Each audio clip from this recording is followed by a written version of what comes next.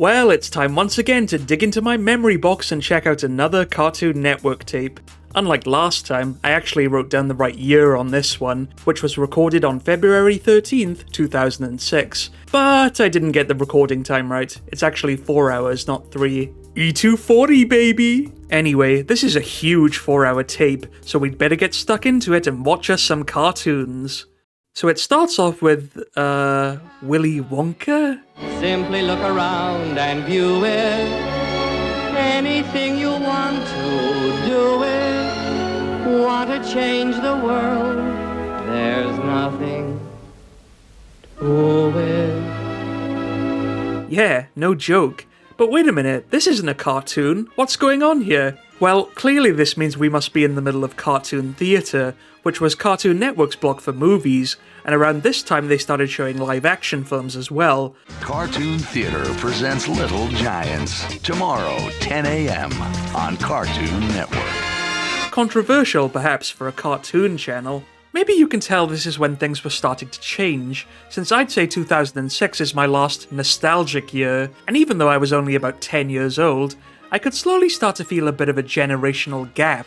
New shows were starting to come in that I didn't quite click with, a lot of the old stuff I used to enjoy was beginning to fade away, and yes, you were starting to see a lot more live-action material. It's kind of bittersweet. But you know what? It's Willy Wonka, one of the best movies ever made, so I'm giving it a pass. We get the whole thing, the creepy tunnel scene,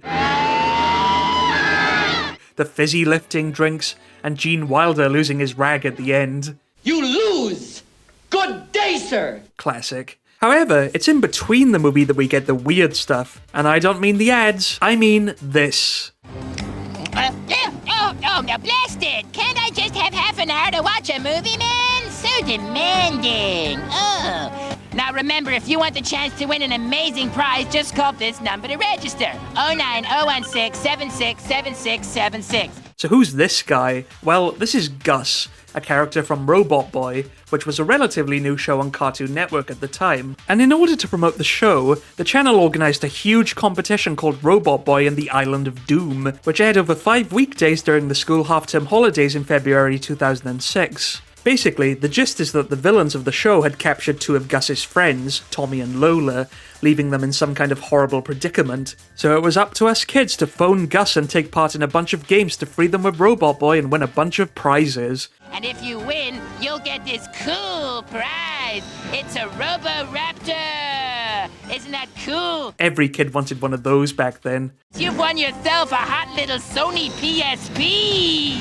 And I can't believe the PSP is actually that old. It seems every day Robot Boy would progress a little bit further towards rescuing the kids, but the only existing footage I have of this is taken from the first day, making most of this lost media. On this day, there was a maze game and a flying game, and it's pretty hilarious to see the kids trying to scream their way through these things. Right! Right! Down! Down! Right! Right! Right! Alex! Oh, you are nearly there! I don't believe... Yeah, I love how obvious it is that they aren't even controlling Robot Boy, but you can't be too harsh, they're just kids. It's kind of crazy how all this stuff was done live. Apparently all the animation was controlled with something called the Cadera system, and the voice actor for Gus, Rupert Degas, had to find a balance between performing the scripted sections and actually improvising with the kids. Alex, are you there? Yep, I'm there. Where you calling from, Alex? I'm calling from London. Alex from London, my kind of town. Now, these mazes are pretty tough, so be careful, okay? Okay. Now, if Constantine turns up, you just ignore him, all right? Alright. It's a shame that more footage of this hasn't survived, but the company who produced the animation did at least post a clip of the final day, so we know that Robot Boy did eventually come to the rescue. But maybe the funniest thing is that in the middle of the movie and every show, they'd put up a Robot Boy chat, where kids could text or email messages to each other, and some of this is just a goldmine. I love Oompa Loompas, they rock and Maz is hot. Wonka is bonker. I play RuneScape, who else plays RuneScape? Definitely 2006. Now we'd better take a look at some cartoons, and after Willy Wonka, first up is Foster's Home for Imaginary Friends. Created by Craig McCracken, who was also responsible for the Powerpuff Girls, this show was one of my favourites. As the title would suggest, it's all about a foster home for, well, imaginary friends, which is run by a giant rabbit, owned by a short old woman called Madam Foster, and filled with thousands of weird creatures. For a second there, I almost thought it might be something ridiculous. This episode is Go Goo Go, where the main character, a kid called Mac, visits the home one day to find that a strange new girl is there, Goo. I'm Goo.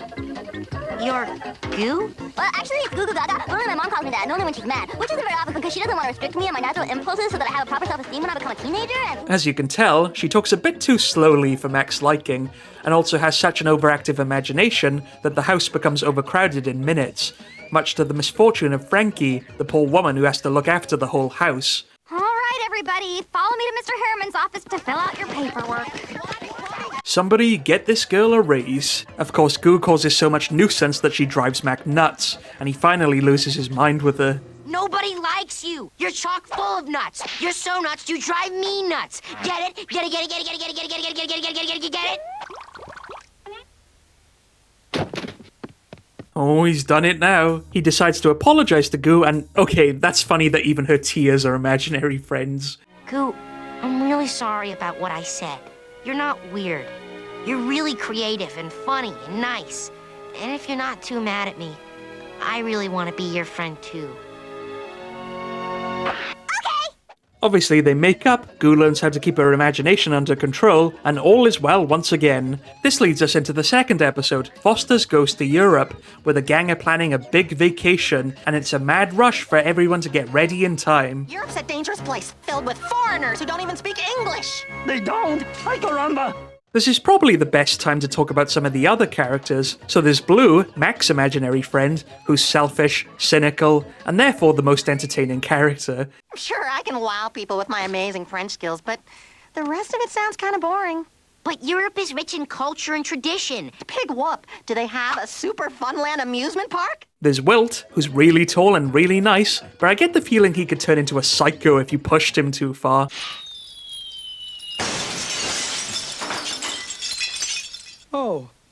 Oh, that's okay. It only took, 6 hours. There's Eduardo, a giant monster who's actually a pussycat on the inside. Oh, please, do not make me choose. It's impossible. Impossible, I tell you. And then you have Coco, who's a bird airplane plant thing. How'd Mac get permission from his mom to go to Europe with just us anyway?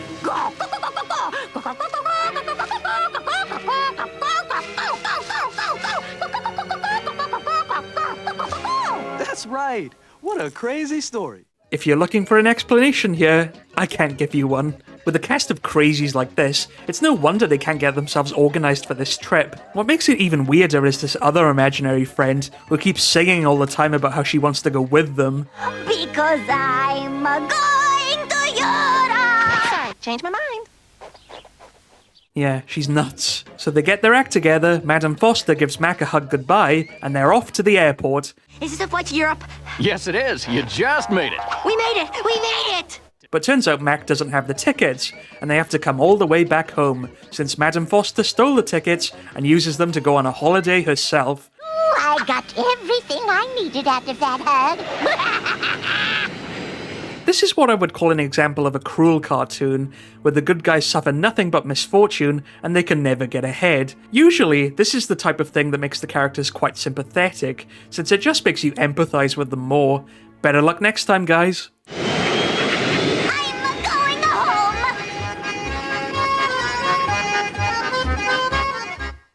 Next up, Camp Laslo, which was created by Joe Murray of Rocko's Modern Life fame. This was a show I kind of watched a little bit now and then, but I didn't see it a lot. It's basically about a weird monkey thing who goes to camp with his animal friends, and they have all kinds of crazy adventures. Of course, this raises the question of why these animals are civilized and the other ones aren't, but I guess you'd have to ask them. Aw, how cute.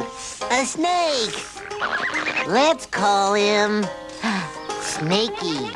Hi, Snakey. If I had to use one word to describe this show, it would be cute. The characters are very appealing to look at, and it's one of those shows that has a relaxed, easygoing pace. I could fall asleep to this show, and I mean that in a good way. Okay, Lamar. Time for calisthenics. And a 1. Keep up, Lamar. And a 2. Compared to Foster's, the plots here are much more gentle, usually based around Laslo befriending some kind of wild creature, like a llama or a leech that gets stuck to his head, often with some kind of weird musical number. Everyone loves my little buddy Waddy, he's my cuddly pal. Hoobly hoob and a zingly zee, sucking on my head. He's so cute, so slimy and so squeaky. Hoobly hoob and a zingly zee, who cares, he smells creepy. I like it. But the real conflict comes from the girls' camp across the lake, the Squirrel Scouts. What are you doing in our mud puddle? Don't you mean our mud puddle? Our mud puddle. Our mud puddle. Our mud puddle. There's this one girl called Patsy who is crazy about Laslo, and she's just out of her mind. Like in one episode, she walks around with a whip and pretends to be a snake hunter just to impress him. I am only the best snake hunter in the entire universe. I once tracked a feather boa constrictor for 16 weeks through deepest, darkest Antarctica. When suddenly, the snake attacked me from behind, put me in a stranglehold, and he threatened me with brass knuckles. Then there's this one episode where the two camps challenge each other to a contest where they have to sit on a pile of pine cones all day. Ouch. But in case you thought this couldn't get any weirder, then this happens. Don't touch the monkey. He's mine.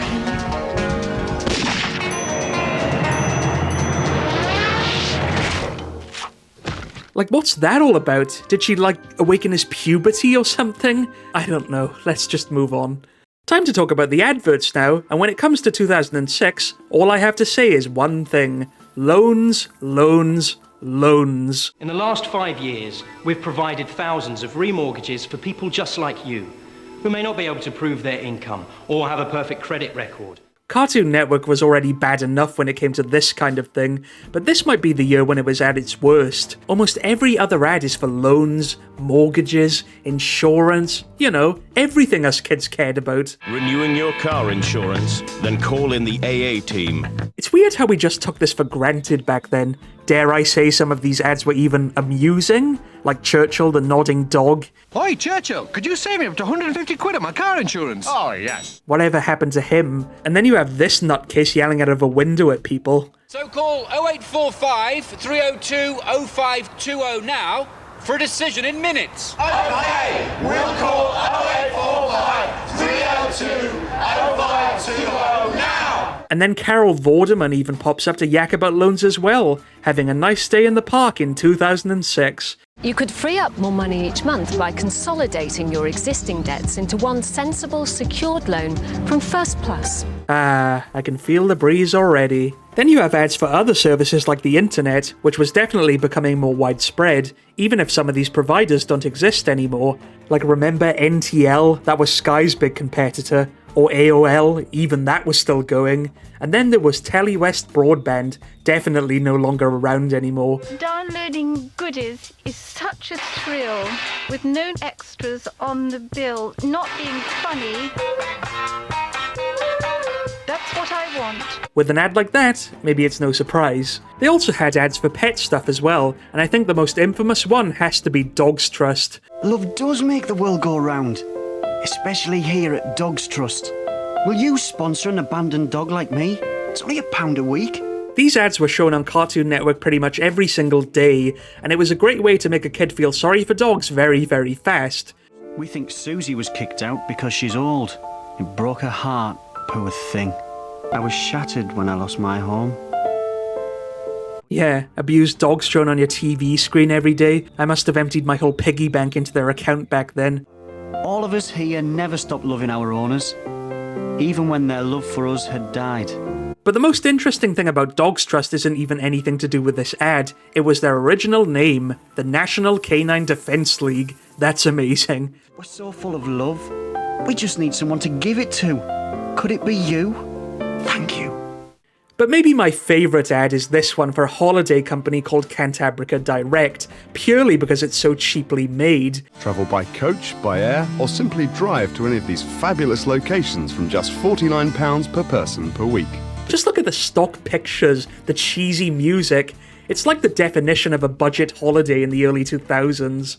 Canaba Direct will help you select the perfect holiday to suit any budget. For real family value, take our luxury air-conditioned sun coaches from any of 80 locations in the UK, and one child travels absolutely free. I guess it just goes to show that ad space on Cartoon Network must have been really affordable, since any old company could call up and stick an ad on there. And do you think Canaba Direct exists anymore? Not a chance. Canaba Direct. Now you can have fun in the sun without paying the earth. As for the kids stuff, there's a bit of movie-related material, with some TV spots for DVDs, like Wallace and Gromit and Nanny McPhee. Take home the most magical movie of the year! Nanny McPhee on DVD now! Plus a promo for The Little Polar Bear 2. The Little Polar Bear, The Mysterious Island. Don't even get me started on that one. Then a bit of fraternizing with the enemy, with rival kids channel Jetix even getting their own ad. Get into Shuriken School, Jackie Chan Adventures, and Totally Spies. All this week on Jetix. I always thought that was kind of weird for another channel to pop up, almost like breaking the rules or something. It's school, but it's cool. It's school, but it's cool. What a slogan. There's some boys' toys too, like Lego Exoforce and Pods, neither of which I think lasted for very long. Find their upgrades and use your skill to win battles. Pods, bring the battle to Earth. Then there's this tattoo pen thing for kids. Choose a design, pick a color, then make funky cool tattoos. Great kid tattoo pen from Character. I bet it was great washing all those off in the sink. But easily the most memorable toy for me is this. Can you make the oid noise? My goodness, these were everywhere, and they were absolutely worthless. Two pieces of metal that you would throw in the air, they'd stick together, and that's it. They were dead in a month. Oid! Get them before he does. Lastly, there's the girls' toys, which are still burnt into my head because those jingles would just never stop, like Puppy in My Pocket. Puppy in my pocket. Ugh, it's like nails on a chalkboard. But the worst one had to be the Littlest Pet Shop. Happiest, healthiest, littlest pet. The littlest pet shop, that's who's got the Get Better Center for the littlest pets. Pretty much every girl had one of these toys, and I must have been singing that jingle under my breath every time these ads came on. It'll turn your brain into jelly. The Littlest Pet Shop Get Better Center. Batteries not included. Other pets sold separately. Speaking of melting your brain, the next show is The Grim Adventures of Billy and Mandy, created by Maxwell Atoms, which was hugely popular back then. To cut a long story short, Billy's stupid, Mandy's grumpy, and they hang out with the Grim Reaper, who's Jamaican for some reason. Do you realize what could happen if Miss Scythe gets into the wrong hands? This was easily Cartoon Network's weirdest show, and some of these episodes are flat out insane. First, there's Scythe for Sale, where Billy has a yard sale and sells Grim's scythe to his friend Erwin, a dork who has a thing for Mandy, who's easily the best character in this show because she's drier than a piece of toast. Hi, Mandy! Wanna ride my wagon? Erwin, can't you see I'm extremely busy right now?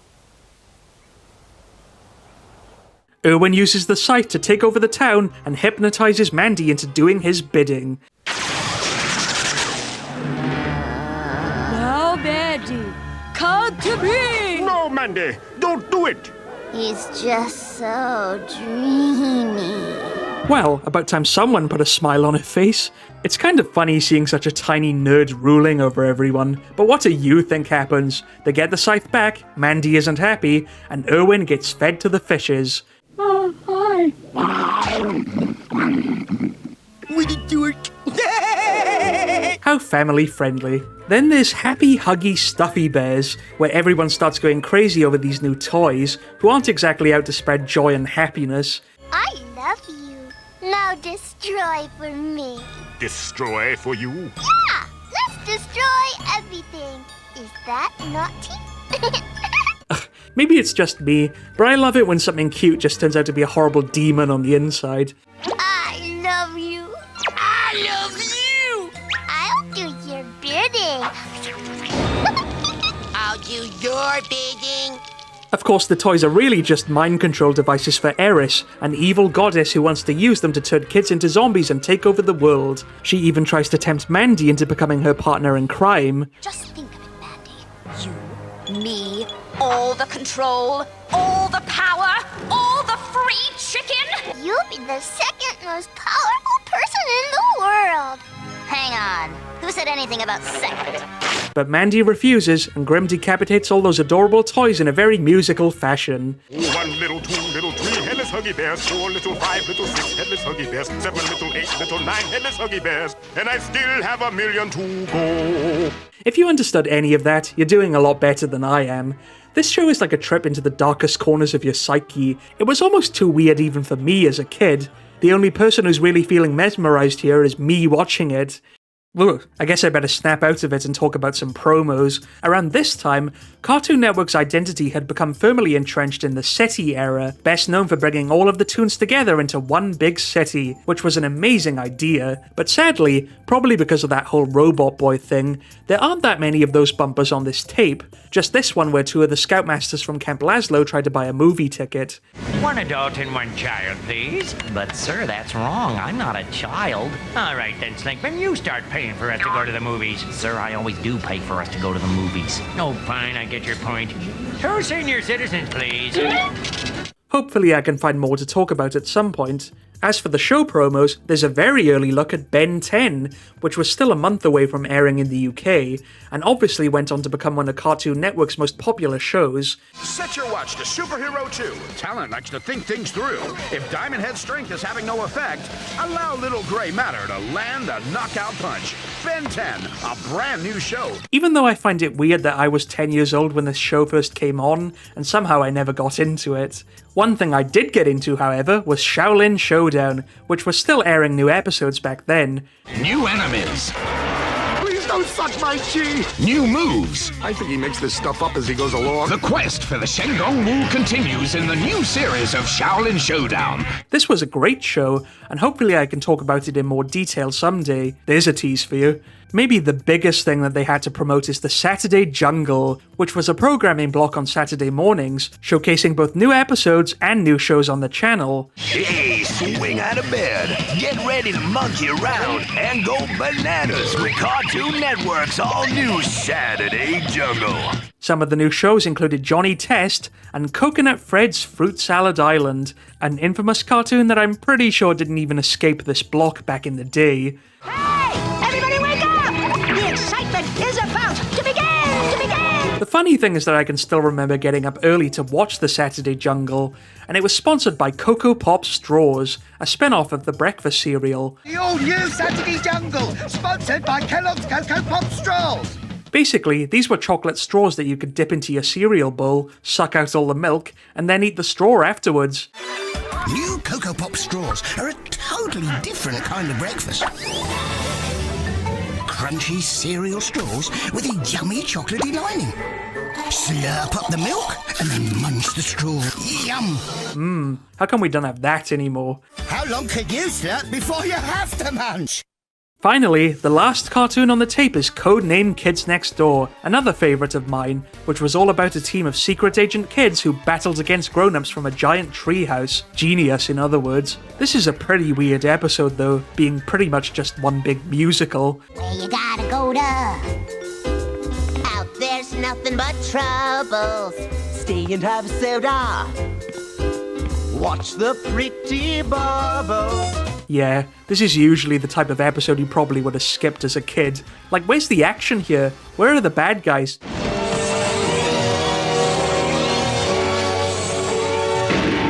Well, is that a giant robot? What's gonna happen next? I can't wait to see. No! What is it with these recordable tapes that always cut out at the most important moment? That's 3 times now. It's just not fair. Well, that's it for this one. Like I said before, 2006 was the last nostalgic year for me, so it's kind of bittersweet, as Cartoon Network would soon begin to change rapidly after this, and it was just never the same. Still, with a childhood tape like this, my memories of all these shows will live on forever. Thanks for watching this video, and look out for more VHS tapes coming soon. Are you enjoying the series? Do you have any thoughts? What tapes would you like to see covered next? Let me know in the comments. Remember, you can vote for upcoming episodes in the community tab, and please like and subscribe to the Back to the Past YouTube channel for more outdated content coming soon.